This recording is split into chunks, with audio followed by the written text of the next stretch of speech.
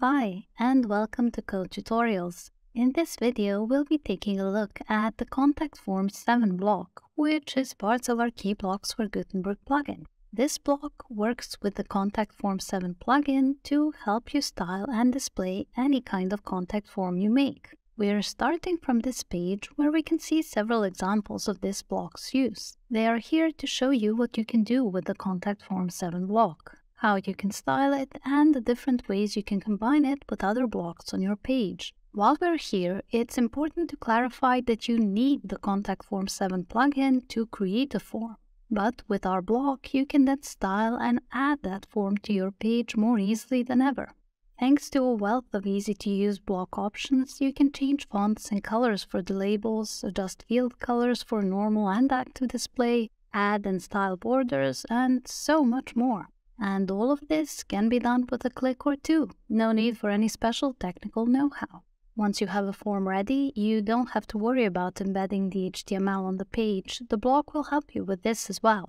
After adding the Contact Form 7 block to the page, you'll have the option to simply select which of your forms you want to display. For this tutorial, I'll be making a copy of this design here. The form has all kinds of fields, boxes, and labels, so it's going to be a great model for us as we go through the available options. However, I've picked it precisely because of its complexity. The form you end up creating can be far shorter or simpler. It all depends on what you need. I need a great showcase for the many options the Contact Form 7 block has, so here we are. Now, before you can start working with this block, you need to have a form already prepared. That means installing the Contact Form 7 plugin and creating a form that fits your purpose. You can see the one I made here. I called it Contact Form 2. Number 1 is the default form you get with the plugin, so I needed to differentiate them. And it has all those fields and checkboxes and radio buttons and all that we saw on the blocks page a moment ago. If you need any help with making a form, I'll leave you a link to the Contact Form 7 plugin's documentation in the description below. So, once you have a form ready, you just need to add it to the page. I prepared the page that I will work in.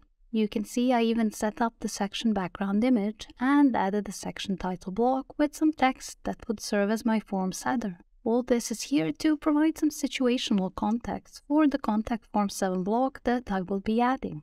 As for adding the block, there are a couple of ways you can do that. You can click on this plus symbol to open the block selection. This is where you'll find all the blocks you have installed on your site. So here you'll see both key blocks, Gutenberg native blocks, and anything else you may have installed. You will easily be able to recognize key blocks by their reddish pink icons. And you can scroll through the collection here to find the block you want to use. Then you can add it to the page using simple drag and drop. So that's one way. Another way to add blocks involves clicking on the black plus sign button within the page. But if you can't see the button, or if you're in the middle of your content like I am, then you can do the following. Select the section by clicking within its space, or select a specific element also by clicking on it. And then use the keyboard shortcut to add a new block under whatever you selected previously. So I want to add a Contact Form 7 block under my section title. And to do that, I'll select the section title and press Ctrl, Alt, and the letter Y on my keyboard. And there. In case you're working on a Mac, the shortcut you'll be using is Option, Command, and the letter Y. Okay. And now we have room to add a new block and the Add Block button that goes with it. Clicking on the button will open this window with a search function and a view of some recently used blocks. Using the search bar, you can start typing the name of the block you want to add to find it. However, I have the Contact Form 7 in my recently used blocks, so I'll just click on it here and it will automatically be added to the page. And there it is. This is what the block looks like by default. Not much to see until we select which form we want to display. And that's the first thing we'll do in the options. In the first tab, Content, we have the Select Contact Form option. Clicking on it opens this drop-down that will show all the forms you have on your site. As I mentioned before, I only have two, the default one from the Contact Form 7 plugin and the one I made for this tutorial. That's this one. And as soon as I select it in the drop-down, my form will appear on the page. Let me just check that it's all there and displaying as it should. Okay, perfect. Now this is the plainest version of the form with no particular style settings to it, but that's what our Contact Form 7 block is here to help you with. Before we dive into the Style tab, I want to mention the second option we have in the Content tab. It's in the Advanced section, the Additional CSS Classes option. This is where you can create a specific class for this element, and then you can use that class and refer to your element when creating CSS that would style it. However, I think you'll find it a lot easier to simply use the available style options. So let's take a look at what those are by opening the Style tab. The first option here is for setting the alignment. By default, it's set to the left, but we can move it to the right. We can see how the labels have shifted, or we can switch the alignment to the center. That's what I'll do for my form. Then in the next section, we have a couple of options for styling the form labels. By the way, the labels are these pieces of text above the input fields. So each of these is a label. And since labels are a form of text content, we have a collection of typography settings we can use for them. These options let us change things such as the font family for the labels. There are hundreds of fonts for you to choose from. Then we have the option to change the label size. After that, we have the weight option where we can make the labels normal, bold, thin, anything we like. Then the text transform option lets us change our label text to uppercase, lowercase, capitalized, or we can keep it normal. Next, the style option can be used to make the text italic or oblique or keep it normal. After that, the decoration lets us add a line under, over, or through the label text. Finally, the line height and letter spacing options will help us adjust the space around the labels or between the letters within them. And those are the options bundled under typography. I'll close this now. I don't plan to make any changes here. After this, we have the label color option. We can use it to pick a new color for the label text. It's going to change the colors for all the labels at the same time, so it will keep everything uniform. Okay. I'll reset this as I plan to keep the default color. After the label style, we have options that allow us to adjust the style of the input fields. So those are the fields where you expect visitors to enter their information or replies. Therefore, these options will affect both the field box, if I can call it that, as well as the text that's typed into that box. So, for starters, we have the border type option here. This allows us to set a border that will frame the input fields. We can see there's already a subtle border around the fields. It's the solid border type. You can see the border stays the same when I switch settings. And the reason I did this is that by picking a specific border type, I'm going to get an additional option here, the border width. And as you can see, we have 4 distinct fields for that, so we can set different widths for different sides. For example, I'll set 4 pixels at the top, and we can see the top side of the border become thicker. And it's the same if I set 2 pixels for the right side. The border gets a touch wider. And because we have different fields, we can have these different values at the same time for the same border. Now I'm going to replace the 2 pixels for the right side with 4 and add that same value in all fields. I want to make the border temporarily wider so it's easier to see when I move on to the next option, and that is the border radius. With this option, we can round out the corners of the input fields. If I set, for example, 30 pixels, we can see how the top corner turned into a gentle curve. And you can do that for all sides if you like, and make the input fields more oval than rectangular. That's just an idea. Let me clear this now. One sec. There. And for the border type, I'll select none, as I don't want a border. Granted, this looks a bit odd now, but I plan to set a background color for my input fields, and this will make them clearly visible. Okay, carrying on. We have a split in the options. There are 2 sub-tabs, one for styling the initial look of the input fields, and the other for styling them when they are active or in focus. We'll start with the options under Initial. And I'm going to type in something just to have content in my input field. Now, if we look at the options, we have a selection of typography settings here. They are all the usual ones we get, and if you change anything here, it will affect the input text. I don't plan on setting anything different, so I'll close the selection. Next, we have the color option. It too would affect the text. Let me show you. We can see only the field content changed color, not the field itself. We have separate color options for each, and this one is just for the input text. While I'm here, I'll change the color to a soft gray, and I'll do that by inputting a hex code. There. Under that, we have the background color. This is the option that changes the field color. You can easily set anything you like using the slider or the code input field. I want my fields to be plain white, so I'll set the hex code for that. 6Fs. There we go. Following that, we have the border color option. I turned my border off, so this won't work for me. But if you're using a border, this option has the by now familiar color picker, so you can easily set whatever color you like. Alright, moving on. After the border color, we have the box shadow option. If I click on it to open, we can see it contains several settings. By combining various of these options, we can add a shadow to the input fields. Let me show you.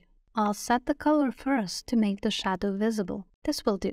Then I can adjust its horizontal offset, and we can see it start to appear. With the vertical offset, we can display the shadow along the length of the field, like so.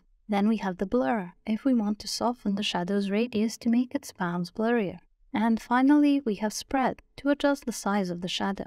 A positive value will increase it, while a negative value will decrease the shadow size. Alright, those were the options under box shadow, in case you want to add a shadow to your input fields. I don't plan to do this for my design, so I'll reset everything I changed here and carry on. One moment. Okay. With that, we covered all the options in the initial sub-tab. So now we can take a look at what's in the focus sub-tab. The options here will let us style the look of our input fields when they are in use. There are some similarities to the initial sub-tab. For example, we have the typography options once again. So, if you like, you can set a different size or style for your font when it's being typed in. I don't plan to do that, so I'll close this. Next, we have the focus color option. With it, we can set a different color that will appear only on the text we're inputting, the text visitors are working on. And once they are done with the field and click away, the text will revert to its initial color.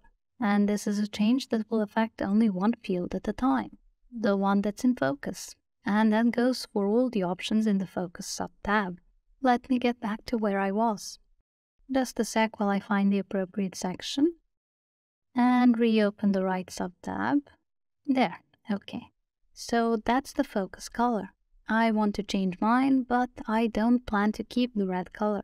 Instead, I'll enter the hex code for an almost black shade. It's going to provide excellent contrast. Okay, and now when I click on the field with my dummy content, we can see the text change the color to what I set. Alright. After that, we have the focus background color. With it, we can change the color of the field that we're working in. So if I set something new here and click, only that field will change as it's the one I'm theoretically typing in.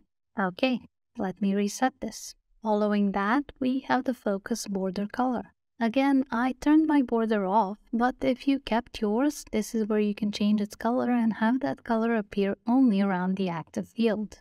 Under that, we have the box shadow option, but we already covered that. So that completes the input style section.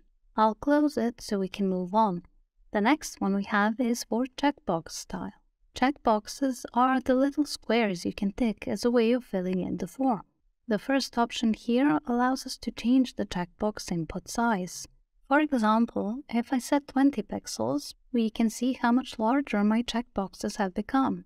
I'm happy keeping the default size, so I'll simply reset the option. Next, we have the checkbox input margin. There are 4 fields here, so we can set margins for all sides of the checkboxes. And you can enter different values for each side, or only enter values for 1 or 2 sides and leave the others blank. That's what I'll do, as I just want to separate the checkbox from the text. So only for the right side, I'll set 7 pixels. And then we can see how much neater this looks when I have a bit of a gap. Alright, after that we have the checkbox space between option. It's for separating one checkbox and label unit from the next one. This is going to be clearer if I show it to you using a preview of the page. So let me hit update to see what I've done so far and open the page for preview in a new tab. And if we look at the form on the page, we can see it looks a bit different now in the front end. Specifically, the checkboxes are now next to one another, and my latest option will help me create some space between them.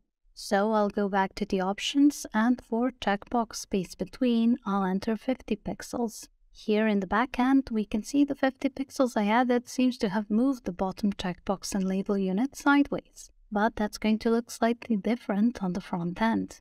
I'll update and then we can take a look. One moment. So on the page front end, this space is where I'm trying to effect a change. And when I hit refresh so we can see the change to the space between setting, there we go. The gap I created has made it quite clear which checkbox goes with which label. And this is a look I want to keep.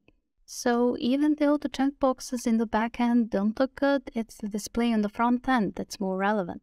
Because in here we have the WordPress header, the options on the side, different things that affect the page width and therefore its display. And these are things that the visitors will never get. So always check on your page front end when you're done building to ensure everything is laid out and falls how you want it to. Alright, moving on. The next option we have is the checkbox holder margin. This affects the checkbox and label as a unit. So the margin earlier worked only on the box part of the checkbox, whereas this one here can create a margin around the space that holds the checkboxes and their labels. Since I already created space between my checkboxes, now I only want to adjust the space above and below them. So I'll put -4 pixels as the top margin. We can see this move the checkboxes closer to the input field above them. And I'll set 5 pixels as the bottom margin. This will create more distance before the next label. Okay, and after that we have the checkbox label typography. It's the same collection of typography options we've been seeing. Only these will apply to the labels that accompany checkboxes and nothing else. So if there's something here you'd like to change, you have the options to help you. I plan on keeping the default look, so I'll just close this. And the last thing in the checkbox style section is the checkbox label color. As we've seen so far, changing the color is super easy and you can use the slider or input a code to do it. Alright, that's it. I'll close this section. And we can look at the next one, radio style. The options here will help us style the radio buttons within the form. Let me just scroll down a bit so we can see them better. I have 2 radio buttons and there they are. To begin with, we can change their size. For example, if I set 20 pixels as the new value, we can see the buttons grow larger. You can increase them further or decrease them, whatever you like. For my design, I'll reset the option as I plan to keep the default setting. After that, we have the radio input margin. This lets us create more space around the buttons themselves. I'll do the same thing here that I did for my checkboxes, and only set a right margin to create a bit of space between the button and its label. And I'll set 7 pixels again to keep consistent. Okay, next, there's the radio space between option. As we saw with the checkboxes, this allows us to adjust the gap between one radio button and label unit and the other radio button and label unit. So an increase here will make them draw apart, because what we see here isn't exactly identical to what I'll have on the front end of the page. I'll set this to 24 pixels and we can check the page preview to see the effect. Update to save the changes so far. And I have the page preview open in this tab.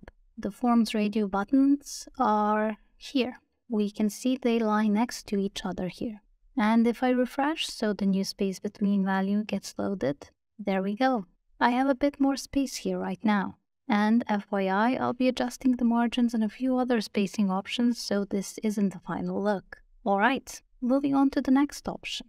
We have the radio holder margin, which is for adjusting the space around my radio button and label units. Here, I'll just set a top margin of 28 pixels. This will create more space above the radio buttons. This is going to be more meaningful if we look at the front. So let me update and then check the page preview. Refresh. Alright, much better. Now my radio buttons are in line with the input fields next to them. Okay, Those have been the radio style options. I'll close this section and we can check out the next one, button style. The options here apply to the button at the end of the form, the one used to submit it. And we can make all kinds of changes here, starting with the button typography. It's the same collection of options we've seen in previous instances, so if you want to change anything about the typography of the button text, this is where you do it. However, I plan to keep the default settings, so I'll close this. After that, we have two sub-tabs, Initial and Hover, each with different options. We'll go over the Initial sub-tab first. Here we have the color option for changing the button text color to anything we like. I'm going to set mine to be plain white. There we go. Then after that, we have the background color. With it, we can change the color of the button itself. You can see how it altered. For this, I'm going to set an almost black shade. I have a hex code for it. Okay, there. Following that, we have a few options for the border. Firstly, to activate the border, we need to pick which border type we want to use. I'll set solid, it's the plainest one. Then I need to give it some width if I want it to show. I'll click here to connect the fields into one, and then add 3 pixels for example. Finally, I'll give my border a color. And there. The button now has this reddish border framing it. This is just to show you how you can enable and adjust the button border. I don't plan on having one for my button, so I'll reset the settings I made. And return the border type to default. Alright. Next, there's the border radius option. Despite its name, it doesn't require a border to work. It simply serves to curve the corners of a button. Let me show you. I'll set 30 pixels in the top field. And we can see how that has smoothed down the button's corner. In this way, you can round out all the corners and get a more oval-shaped button. I'll be sticking with the default, so I'll clear this.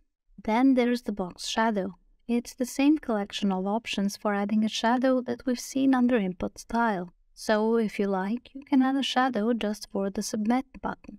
For example, I'll set a random color, say this. Then adjust the horizontal and vertical offsets, and with these initial settings my shadow looks pretty sharp, but I can smooth that down using the blur, like so, and change the spread to modify how much space the shadow will take up.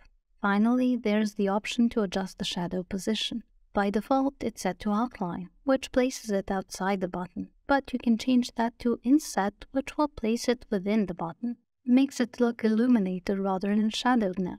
Still, none of this is part of my plan design, so I'll reset the settings and we can carry on. Give me a moment. The color too. Okay. Under this, we have an option for making the button full width. If we enable it, the button will stretch to match the width of the form. And those were all the options we had in the initial sub-tab. Let's take a look at the hover sub-tab now. The options here contain things like the hover color for the button text. By default, I don't have anything different set, so there's no change when I hover. But if I pick a new color and check on the button, the new text color will appear on hover. Okay. Then we have the hover background color. The color we add here will make the button itself change on hover, like so. For this, I'll use the hex code field to make my button's hover color somewhat darker than the initial one. And now when we look at the button, it changes subtly on hover. And those were all the settings we have in the hover sub-tab. And the rest of the options in this section are ones we've covered. So I'll close the button style and we can check out the spacing style section. With the options here, we can adjust any spacing issues in our form. So the first option is form item space, which serves to create more space above and below each input field. It treats input fields, checkboxes, and radio buttons all as items. So if I set 14 pixels as the value for the top, we can see how everything in the form has become more dispersed. So that's 14 pixels above each input field. But what if we set a larger value? If I put, say, 34 pixels instead? It's much clearer what the addition of space at the top only looks like. Still, the gap is too much for me. I'll go back to using 14 pixels. And I'll add 33 pixels for the bottom value. Alright, now there's a bigger gap under the fields. It's going to make the whole form look neater on the front. Okay. After that, we have the input padding. This is for adding space around the text you input. In my case, that will be best visible here where I added some text. So pay attention to that as I input the values I want. I'll be setting 5 pixels for all sides except the left, where I'll put 20 pixels as a bit of an indent. The field is a lot more compact than it used to be. And I say field singular because I only have text in one, but you can see that this change has affected all the form fields at the same time. Following this, we have the button margin option. Let me scroll down to the Submit button. Here we are. With the button margin option, we can create more space around the button. I only want to add some space above the button to create some distance from the end of the form. So I'll set 8 pixels for the top margin, and that's it. The option after this one is for the button padding, or the padding around the button text. So using this option, we can indirectly affect the button size. I'm going to change this a bit, so I'll add 14 pixels at the top, 40 on the right, 13 at the bottom, and 40 on the left. And there we go, one more section done. The next one we have is the error style section. Both this and the response style underneath are for styling the messages your site visitors will get when they input something wrong, say putting text where a number should go. The error style lets us style the text that will appear under the affected input field, notifying users of an error.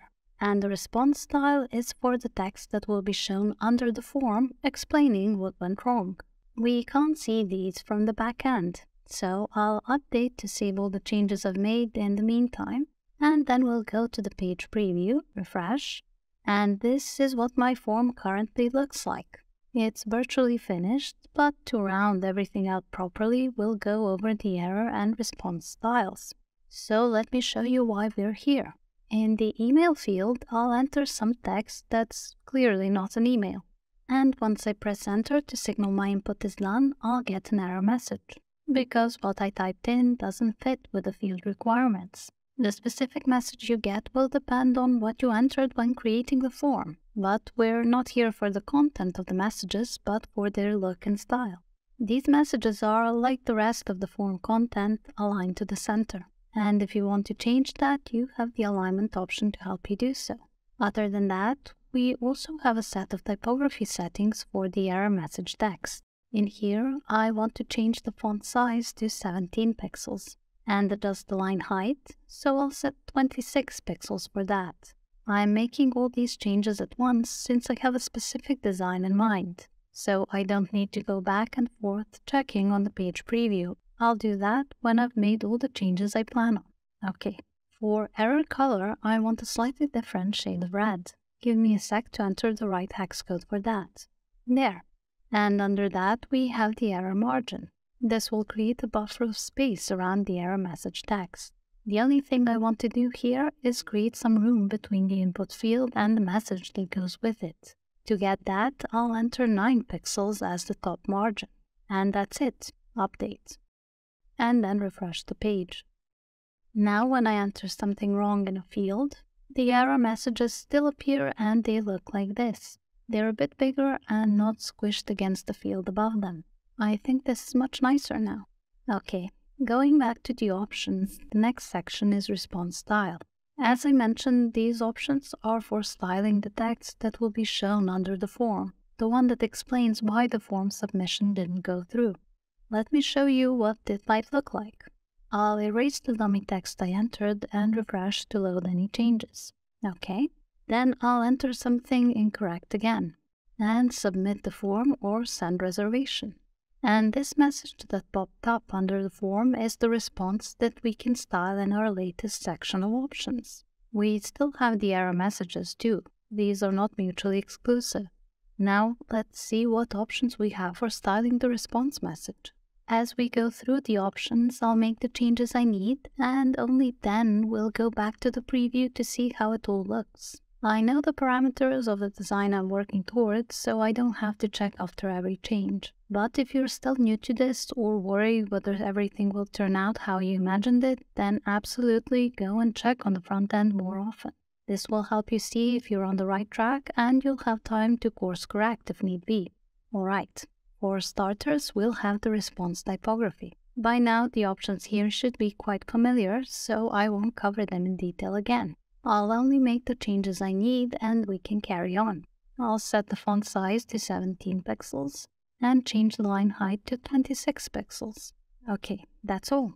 After that, we have the response color option if you want to change the color of the text in the response message. I'm happy keeping the default setting, so I'll just move on. Then you can set a padding around the response message text. I'm going to type in the one that will get me closer to my planned design. Just a sec. These values will create a buffer between the response message text and the frame that was around it. Okay. Next, the response margin. This option can help us to separate the message somewhat from the rest of the form. And to do that, I'll set 40 pixels at the top and leave the other fields unchanged. Alright. Then we have the border type option. That yellow frame around the message is actually a border, which is something I want to keep with slight changes. So I'll choose solid as the type and then set the width for it. I want it to be the same for all sides, so I'll click here to connect the fields into one. Okay, I'll add 1 pixel. That's it. After that, moving down, we have the border color option. I'm good with leaving it yellow. That's the default color. And if you like, you can use the color picker here to replace it. Another option here is the border radius. It allows us to curve the corners of the rectangle that's created by the border around the text. I don't plan to use it for my design. And the same goes for the background type option. It serves to set a background for the response message text, and that background can be a gradient of 2 colors. Or it can be a classic type of background, meaning we can set a single color for the background or upload an image using the field here. So there are quite a few possibilities here if you want to set a background for your form's response message. That's not part of my plan design, so let's move on.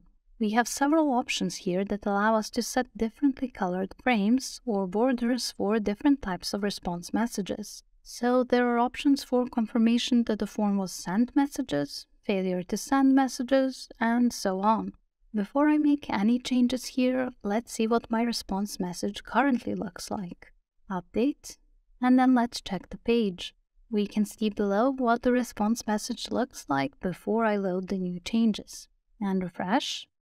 I need to set something in the form to prompt the response. Just a moment, and there. This is what my response message looks like after I changed the font size, line height, border width, and so on. All my adjustments are there, and the thing I have left to do is set the different border colors for different response types. So going back to the options, the first one is for the sent message border color. Given that this is a confirmation that the form was submitted, I'll set green here by typing in the right hex code for the shade I want. There we go. Then for the error border color, I'll keep the default color, namely yellow. Even though the circle next to it is black, it only means I haven't changed the default setting. Then for spam border color, I'll set a shade of orange, so it differs from the error border color. Okay, there. And finally, for the invalid border color, which you'll get if you try to submit the form with invalid input, I'll set another shade of yellow, somewhat warmer than the default one. Okay. With all that done, I'll update, and then I'll show you one of the new border colors. Now refresh. Okay, here is my completed form. I just need to enter something in the guest field as it's mandatory, and something in the email field. And this has to have the proper form of an email because I want to get a send confirmation type of message. I'll just set something that looks legit since this is just to show you. Okay, and send reservation. There. I filled the mandatory fields with valid input, so my form was successfully sent. And I have a response confirming that with its specifically selected green border and the appropriate text. Alright, that's it. You are, of course, free to set up an entirely different palette of colors here. That's up to you, your site design, and preferences. With that, we covered all the options relevant to the Contact Form 7 block. I'll close all this now since we're finished. Okay. With this neat overview, it's far easier to tell that we've delved into each of the sections in the Style tab. And that leaves us with the Advanced tab. The options here are something you get with every one of the key blocks for Gutenberg, and they serve to set how an individual block will look and act on the page. For example, there are responsiveness and motion effect settings here. While these options are undoubtedly useful as they can help you adjust the block positioning, background border, and more, they affect blocks as a whole. They aren't specific to the Contact Form 7 block, so we won't be covering them in this tutorial. And that brings us to the end of this video. We've gone over all the options you'd need to style any form made with the Contact Form 7 plugin. If you go over the page we started from again, you'll be able to see a variety of different forms and a whole number of ways they can be styled. Combine your form with colorful backgrounds or some of the other key blocks to create appealing sections that will inspire visitors to reach out, book, or simply sign up. Now that you've seen what goes into the process of styling forms with the Contact Form 7 block, you'll know how to break down and reproduce any of the designs here on your own site. Alternatively, you can create an entirely new combination of settings that would result in a totally unique design. Given the wealth of style options for both fields and labels, the amount of color, typography, border, and space settings you can make, the sky's the limit with this block. So, get your key blocks and the Contact Form 7 plugin today and start a line of contact to help your visitors reach you. And if there is anything that's still unclear after watching this video, or if you have any questions, comments, or suggestions you'd like to make, please drop us a line in the comment section below. Also, make sure to subscribe to our channel and be the first to learn about any new tutorials and theme guides. We hope you enjoyed this tutorial and that it will prove helpful when you start styling your site's forms with the Contact Form 7 block. Thank you for watching.